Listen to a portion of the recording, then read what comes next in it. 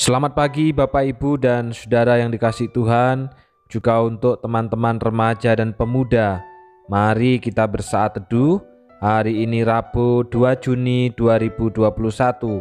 Bacaan kita terambil dari Wahyu 13 ayat yang ke-11 sampai dengan 18. Saya akan membacakan ayat yang ke-15 sampai dengan 18. Beginilah bunyi firman Tuhan bagi kita.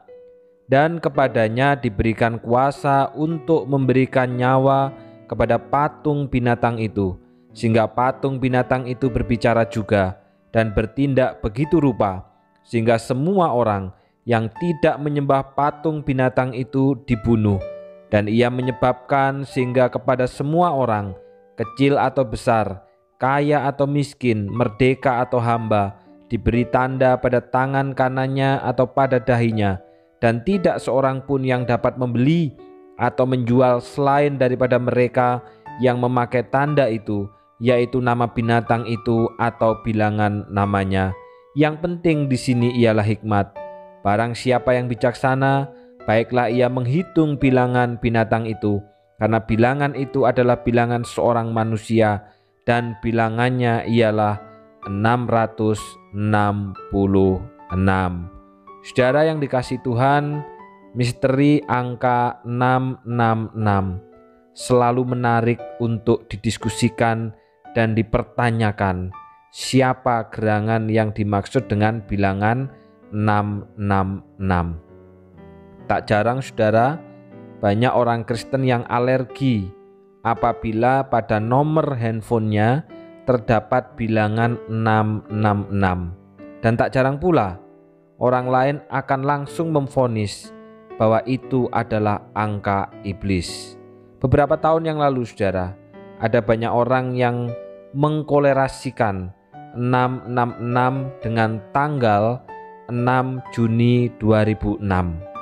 Ada pula orang yang mengaitkan 666 dengan sejenis microchip, barcode yang ditatukan ke kulit, dan yang paling terbaru, pengukuran suhu badan pada dahi merupakan bilangan 666, atau boleh dikatakan itu merupakan bagian dari pemberian tanda pada dahi.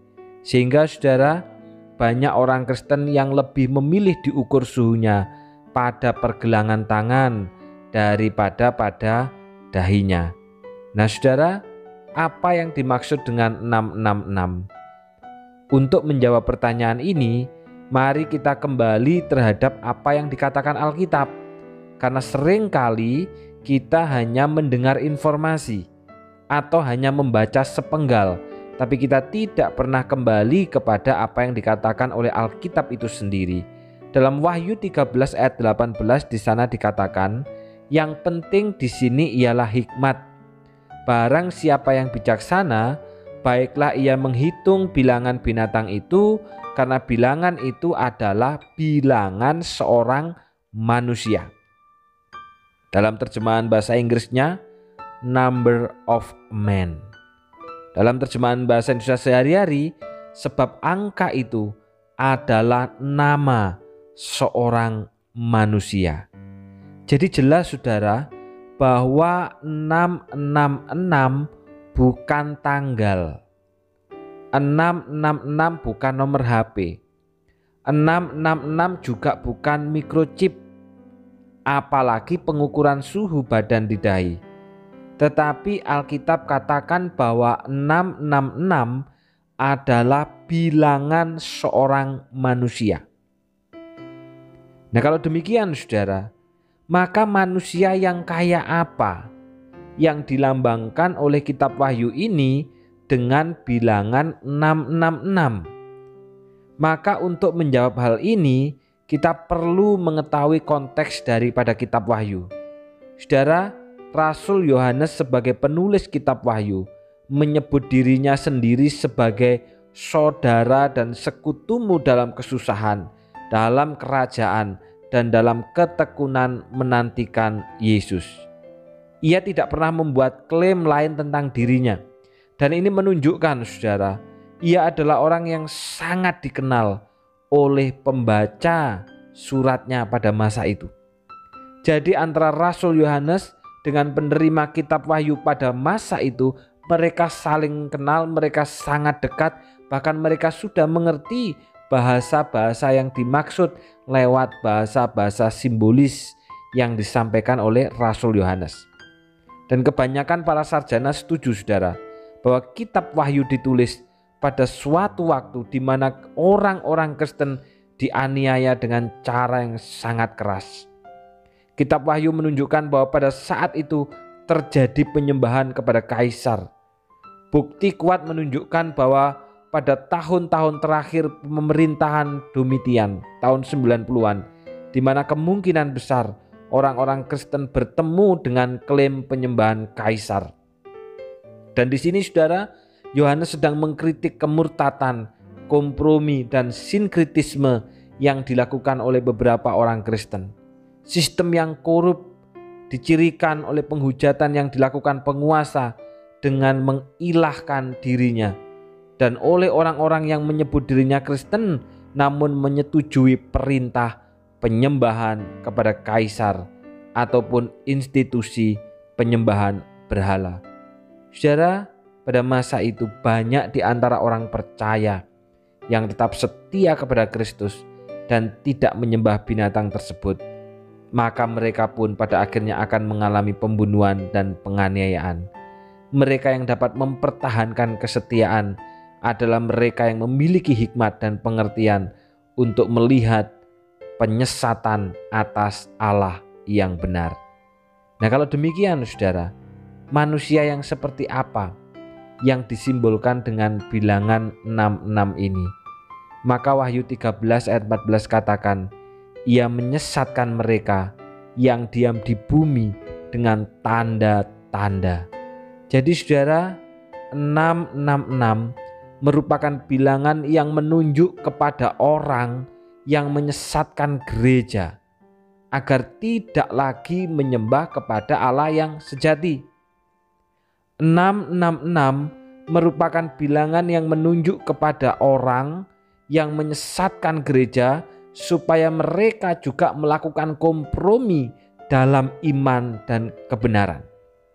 Dan ini sangat sesuai dengan tujuan daripada Rasul Yohanes ketika menulis kitab Wahyu, yaitu untuk memberi kekuatan kepada mereka yang tidak berkompromi dengan praktek penyembahan berhala maupun penyembahan kepada kaisar, sehingga mereka dapat tetap bertahan, serta memperingatkan saudara, mereka yang berkompromi agar bertobat dan kembali menjadi saksi-saksi Kristus yang telah bangkit. Saudara, Rasul Yohanes menyatakan bahwa penghukuman akan dinyatakan kepada komunitas gereja yang murtad dan palsu, kepada gereja yang berkompromi, kepada gereja yang sinkretisasi, mereka yang memihak kepada sistem dunia yang menentang Allah.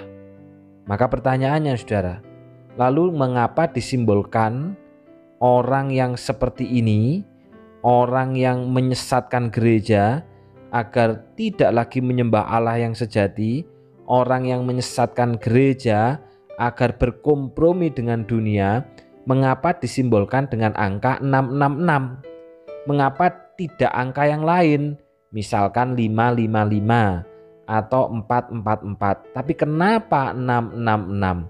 Nah saudara, karena dalam kitab Wahyu angka 7 merupakan angka kesempurnaan, dan angka 7 adalah angka milik Allah, sedangkan angka 6 adalah angka kegagalan untuk menjadi sempurna, sama seperti iblis yang gagal untuk menyamai Allah. Jadi saudara, bilangan 666 menunjuk kepada orang yang menyesatkan gereja supaya tidak lagi menyembah Allah yang sejati, yang menyesatkan gereja supaya selalu kompromi dengan dunia. Dan sifat ini sama seperti sifatnya iblis yang ingin agar manusia memberontak kepada Allah. Maka apa yang harus kita lakukan saudara? Karena itu mari kita menjadi umat yang kuat dalam pengajaran. Sehingga ketika muncul kesesatan untuk mengkompromikan kebenaran, untuk tidak lagi menyembah kepada Allah yang benar, atau bahkan meninggalkan penyembahan kepada Allah yang benar, saya dan Bapak Ibu Saudara tetap berdiri teguh dalam iman dan kebenaran. Mari kita menjadi umat yang kuat dalam pengajaran. Tuhan memberkati. Kita berdoa. Terima kasih Bapa untuk firman-Mu pada pagi hari ini yang mengingatkan setiap kami supaya kami tetap kuat dan kokoh di dalam pengajaran. Karena akan ada, seperti yang dikatakan oleh firman Tuhan sendiri, orang-orang yang akan menyesatkan kami supaya tidak menyembah kepada Allah yang benar, yang menyesatkan kami supaya kami bertindak kompromi dengan kebenaran dan meninggalkan penyembahan yang benar itu. Karena itu Bapa, tolonglah kami, umat-Mu GKT Banyuwangi, supaya kami makin kuat dan setia di dalam pengajaran yang sehat. Secara khusus hamba-Mu berdoa untuk C. Indrayani yang berulang tahun tepat pada hari ini 2 Juni 2021. Terima kasih untuk pemeliharaan Allah, kasih karunia Allah di dalam kehidupan C. Indrayani. Kiranya Allah sendiri yang akan memberikan kekuatan di dalam iman secara rohani, bahkan juga kehidupan keluarga bersama dengan suami, bersama dengan anak-anak, berkat rohani yang dari sorga yang akan hadir dan menyertainya, sehingga keluarganya dipenuhi dengan kebahagiaan dan damai sejahtera. Berdoa juga untuk Melisa Yunianti, anggota Komisi Pemuda, putri dari C. Maria Angelica, yang pada pagi hari ini juga berulang tahun yang ke-16.